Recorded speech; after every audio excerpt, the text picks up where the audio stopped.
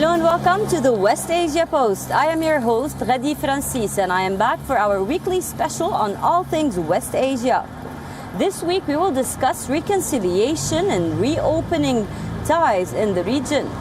Although it is one of the world's most volatile regions, it looks like arch foes, Saudi Arabia and Israel, might be sitting on a table. Before we dive into the politics of the region, let's take a quick look at what's making the top headlines.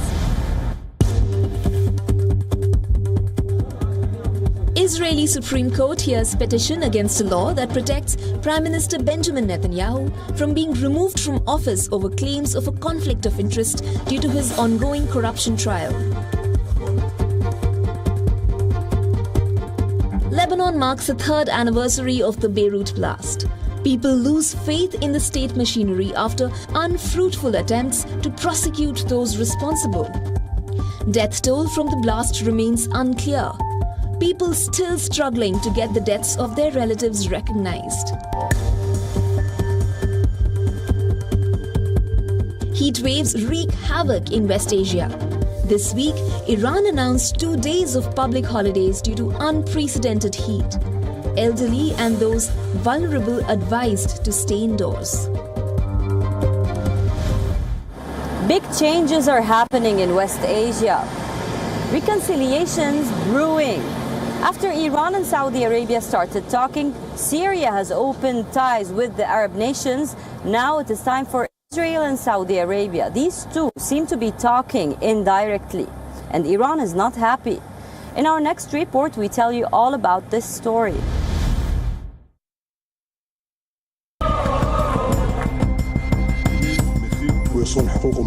Forward with President Putin.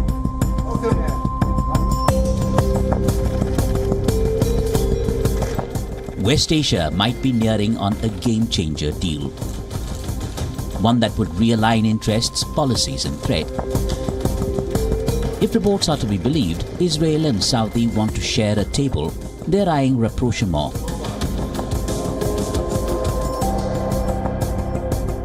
And the recent movement between Washington, Riyadh and Tel Aviv hints at something big brewing in the region. In late July, US President Joe Biden sent his national security advisor to Saudi Arabia. Jake Sullivan sat down with the Saudi Crown Prince. As he always is. The duo discussed Israel and Saudi normalization and regional concerns. That includes initiatives to advance a common vision for a more peaceful, secure, prosperous and stable West Asia region interconnected with the world. President Biden said that a deal might be in the offing, but refrained from making any promises. In the middle of July, Israeli President Isaac Herzog visited the US capital, where he sounded rather upbeat about the prospect of an Israel-Saudi deal. Israel thanks the United States for working towards establishing peaceful relations between Israel and the Kingdom of Saudi Arabia, a leading nation in the region and in the Muslim world. We pray for this moment to come. This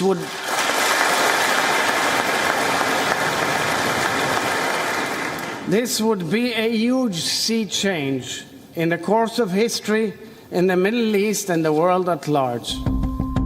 Serious word about Saudi and Israel normalizing ties started last year. It was when Crown Prince Mohammed bin Salman said that the kingdom views Israel as a potential ally, but asserted that Israel first needs to solve its problems with Palestine. The same Palestine for whom the Arab world united against Israel decades ago is missing from the picture as regional powers call a truce. While Palestinian interests might not be the main highlight, other signatories have a lot to gain. For President Joe Biden, the Saudi-Israel normalization before his term ends would entail a big foreign policy win. The American public might not be too keen on what happens in West Asia, but the topic resonates among both parties in the capital. Washington has a few demands. It wants Riyadh to offer an unprecedentedly large aid package to Palestinian institutions in the West Bank and help bring an end to the civil war in Yemen. But what's big is the US demand for Saudi to end its bonhomie with China. Just a few months ago, China achieved the unprecedented in West Asia. It brokered a truce between arch-enemies Saudi Arabia and Iran. For Saudi Arabia, this deal falls in line with its image reset. The Gulf Kingdom is projecting itself as the new West Asian kingmaker. Crown Prince bin Salman wants to bring stability to the region, and he wants to do that under a US security umbrella. MBS is looking to establish a NATO-level mutual security treaty with the US. He's looking for a civilian nuclear program where the Saudis would have their own reactor under some kind of IAEA and American supervision. Cherry on the cake will be access to the most advanced US weapons. There's another demand equally important, if not more. Saudis would demand of Israel to preserve the prospect of a two-state solution. Just like the United Arab Emirates demanded that Netanyahu forego any annexation of the West Bank as a price for their Abraham Accords, observers say Saudi and the US would ask for three main things from Israel. 1. An official promise not to annex the West Bank, ever. 2. No new West Bank settlements or expansion outward of existing settlements. And 3. No legalization of wildcat Jewish settlement outposts. While Netanyahu, who is eyeing a Saudi truce, might accept these terms, it is to be seen what the reaction of his far-right cabinet will be. A debate to watch in the Knesset is whether Israel wants diplomatic ties with Riyadh vis-à-vis open doors to recognition by Muslim nations, or does it want to kill the idea of Palestine, given the recent tensions in the West Bank. This discussion will not end well for Netanyahu, at least. The Palestinian Authority, currently occupied in getting its act together, has expressed a desire for Saudi to at least talk to them about the potential normalization. They fear that any agreement would further weaken support for their cause in the wider Arab world and undermine hopes of an independent Palestinian state.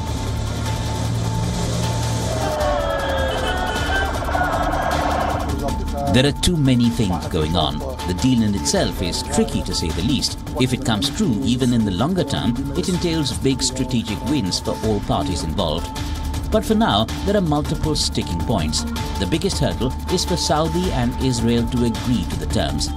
Then there's the challenge of the US Congress clearing Saudi demands, and in the current environment, a bipartisan support for Saudi security and backing of a nuclear program seem far-fetched at best.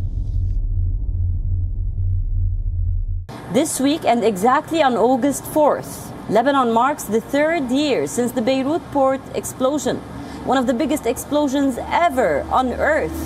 And still, till date, no one was held accountable. Thousands of people lost their homes. Hundreds lost their lives. Also, a financial crisis has been crippling Lebanon, and vacancy in the most political, highest-ranked position, the presidency. All these three problems have been crippling the country. Added to that now is that the country is left without a central bank governor. Riad Salahmen, a 73-year-old governor, has left his 30 years of position in this job. Some people celebrated him, while many Lebanese and 7 other countries hold him accountable for the biggest financial crisis in Lebanon. In the next story, we tell you all these details. Take a look.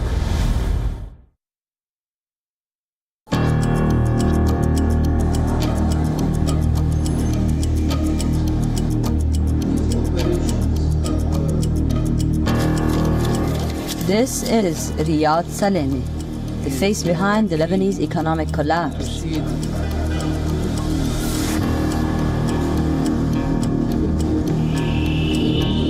The architect of the doomed currency peg. The 73-year-old central bank chief stepped down this Monday. He left the top office after 30 years on the job.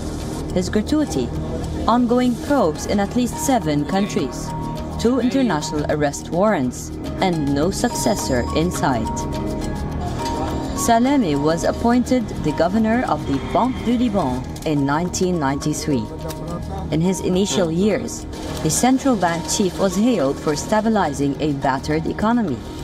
He once successfully brought Lebanon's war-hit economy out of crisis. In his term, he saw 12 presidents, and up until a few years, Salahmen himself was seen as a viable presidential candidate, but fate had other things in mind. to the financing of the digital sector. Riad Salahmen was first appointed as governor of the central bank in the year 1993. Back then, he was credited for lifting the country's economy after Lebanon's civil war. But today, Salahmen, alongside the political class, are accused of big financial mismanagement. One that took depositors' money to pay existing creditors. And it is often called a Ponzi scheme. Once fated as a financial wizard, former central bank chief Riad Salahmen last walked out of office this Monday. He was surrounded by a group of his followers who celebrated him with traditional music and dancing. The scenes on the streets show the deep divisions in Lebanese political society. It reflects loyalty to leadership which has been in power since the end of the country's civil war. Salehmen's legacy was nowhere close to what happened on the streets. It is in tatters. When you Google Salahmen, the top results will be linked to corruption allegations and financial mismanagement, how he dragged Lebanon to one of history's worst financial crises. Neither his accolades nor his wins. Lebanon's current financial crisis began in 2019 when the value of the Lebanese pound plummeted and inflation soared. More than 80% of the population is living in poverty. Bank withdrawals of hard currency are limited. What this means is that people are blocked from accessing their own money. In recent times, there have been several cases of people holding up banks just to get their hands on their own money. The country's foreign reserves have dipped below $10 billion. And to blame are Salahmen and his central bank team. Salahmen in 2016 offered a plan to boost the country's economy post-war. He attracted investors, especially from the Lebanese diaspora all over, with very high interest rates. In the end, he combined US dollar deposits with local currency deposits. And this, according to the World Bank, led into digging into the country's reserves. Then comes the dollar peg, a devil of Salehmen's own making. Lebanon has a fixed exchange rate against the dollar, and yet the country runs mostly on black market system with varying rates. Lebanon remains largely dollarized due to the almost 100% devaluation of the lira. And if the troubles simmering home were not enough, Salehmen's image was further tarnished as one European country after another began investigating whether he abused his power to embezzle public money. The former chief denies all charges. And just like the Lebanese presidency, the central bank is also bereft of a leader. For now, Salehmen's deputy is serving as the interim chair. نحن أمام مفترق طرق. We are facing crossroads, either to keep the old policies, which is not an option, and we have seen the results. The Lebanese central bank's capabilities are limited. If we keep the old policies of funding and amounts of money in the central bank reserve will come to an end, then this means we have to switch to another policy, which is entirely stopping funding the government. By law, the chief of the BDL has to be a Maronite Christian. Mansouri is a Shia Muslim, so technically he cannot take over. As for Salehmen's successor, the interim government has not been able to name one. Time is running out. Observers think an IMF bailout is the last option for Lebanon. But for that, Beirut needs to overcome its political crises and elect someone to lead the country out of this storm.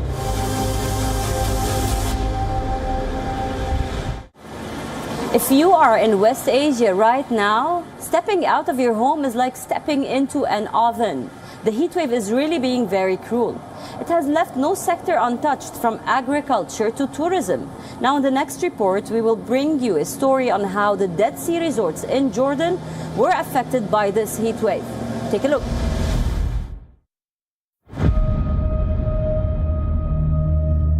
From intense heat waves in Europe to floods in Beijing, the effects of climate change are visible around the globe. The frequency, intensity, and duration of heat waves are on the rise.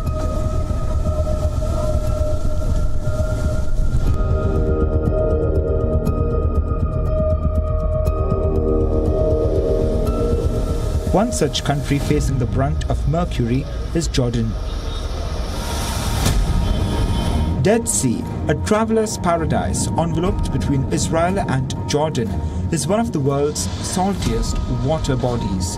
A tourist magnet for its unique floating experience is now seeing less visitors due to unbearable heat. High temperatures do not encourage people to come to the dead because the high temperatures sometimes result in sunburns.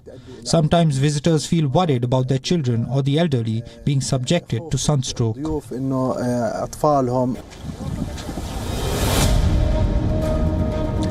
Extreme weather events are becoming the norm across the globe. Gone are the days of global warming. Planet Earth has officially entered the phase of global boiling, according to the United Nations chief. Heat waves, a problem without passport, has now reached West Asia. Jordan remains under the influence of hot and dry air mass. Footfall of tourists to Dead Sea is going down. Reservations at Dead Sea resorts have reduced by up to 20%. The tourism industry has taken a hit in the region. In general, tourism has been seasonal here during the past few years. The expected reservation percentage at the Red Sea and what was already booked was around 75%. But this dropped to 69% at the Red Sea and even to around 55% due to high temperatures. But not all hope is lost. The industry is expecting to rebound from this slump. Reservations are expected to bounce back between September and November. According to experts, bookings could go over 80% once the temperature goes down.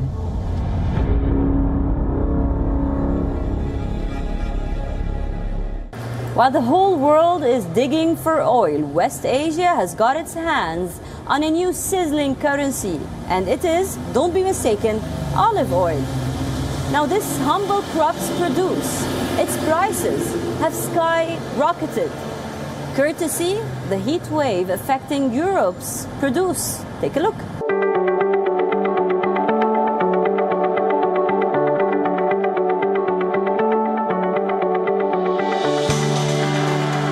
West Asia has gotten its hands on a sizzling new commodity, olive oil.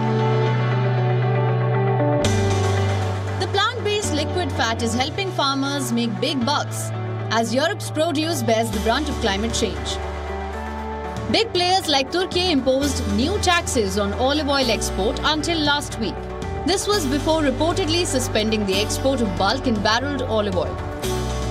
The demand for Turkish olive oil has surged in the last 2 months and the price spiked by over 100% since June. The market is so tight that even small producers like Lebanon are seeing unprecedented demand for their olive oil. European manufacturers are reportedly buying out all reserves from the Lebanese wholesalers. This has prompted worries about shortage of Lebanon's own branded label exports. The strong demand from Europe has forced West Asian nations to prioritize their demands first. Case in point, Turkey's export ban. Soaring temperatures in southern Europe have triggered a massive price hike for olive oil. Spain, the biggest olive oil producer, also the most premium one, is suffering an acute drought. This season churned out less than half of what is produced normally, some 620,000 tons of olive oil. The heat has not yet ended, and it has sparked fears of a serious olive oil shortage, especially in Europe. West Asian nations are serving as an alternative to European producers. But a thing not many know is that long before Italy and Spain, the region Levant, which includes Syria, Jordan, Lebanon, Israel and Palestine, were known for their olive oil. They've been producing it for thousands of years now. Most of their farms are family run. But where they lack is not quality, it's marketing. Neither the farm owners nor the countries have the cash needed to commercialize it. They also lack a brand appeal, something that Greece and Italy have mastered. A boom like such for olive oil is a rare opportunity for West Asian countries, especially the ones suffering economically, be it Jordan or its unemployment, Turkey and its crashing currency, or down the rags Lebanese economy. They can all do well with a hint of olive oil.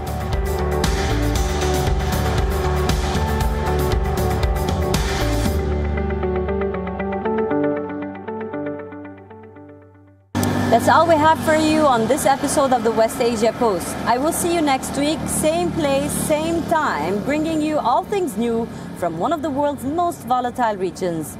Until then, stay safe. I am Ghadi Francis signing off from Beirut, Lebanon. You're watching WION World is One.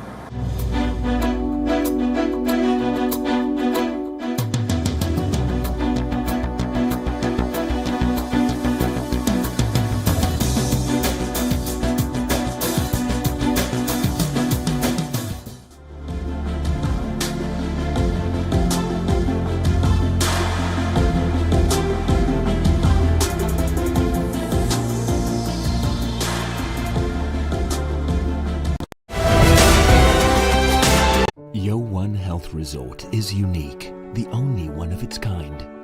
Experience the 4 paths of natural